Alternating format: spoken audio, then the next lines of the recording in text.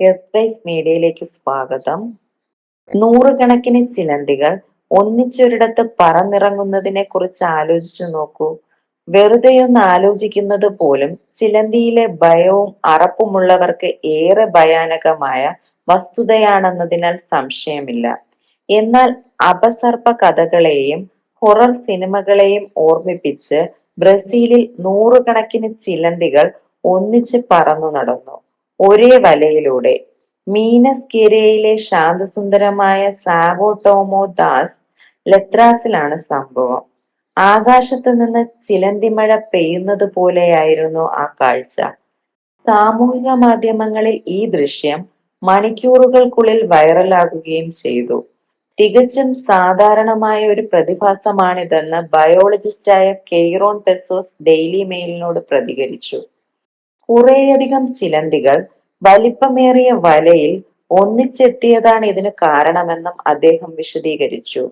വലിയ തോതിലുള്ള ഇണചേരലും അവിടെ നടക്കുന്നുണ്ടായിരുന്നു. പ്രകൃതിയാലുള്ള പ്രതിഭാസമല്ലാതെ അസാധാരണമായതൊന്നുമില്ലെന്നും പസോസ് വ്യക്തമാക്കി. പെൺചിലന്തികളിൽ സ്പേമത്തിക എന്ന ഒരു പ്രത്യേക അവയവമുണ്ട്. ഒന്നിലധികം ഇണകളിൽ നിന്നുള്ള ബീജകോശങ്ങളെ ശേഖരിച്ചു വെക്കാൻ സ്പേമത്തിക പെൺചിലന്തികളെ സഹായിക്കും.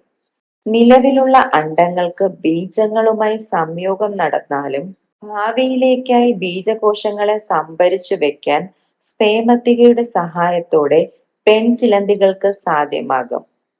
സാധാരണഗതിയിൽ ഏകാന്തപതികരായിരിക്കാനാണ് ചിലന്തിക്ക് താല്പര്യമെങ്കിലും ചില വർഗങ്ങളിൽ കോളനികൾ സൃഷ്ടിക്കാനുള്ള സ്വഭാവം കണ്ടുവരുന്നതായി ആർക്കിയോളജിസ്റ്റായ അന ലൂസിയ ടുറേജോ പറഞ്ഞു. ബയോളജിക്കൽ സയൻസിൽ ഡോക്ടറേറ്റ് ബിരുദം നേടിയ വ്യക്തിയാണ് അന ലൂസിയ. അമ്മമാരും പെൺമക്കളും ചേർന്നൊരുക്കുന്നതാണ് ഇത്തരം കോളനികൾ. ഇവർ ഒന്നിച്ച് ഇരപിടിക്കുകയും ഭക്ഷണം പങ്കുവയ്ക്കുകയും ചെയ്യുന്നു. ഇണചേരലിനു ശേഷം ഇവർ പിരിഞ്ഞു പോകുന്നതാണ് പതിവ്.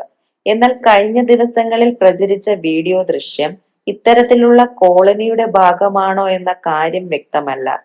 2019 സമാന രീതിയിലുള്ള ചിലന്തിക്കൂട്ടം മീനസ് ഗെരയിൽ പ്രത്യക്ഷപ്പെട്ടിരുന്നു.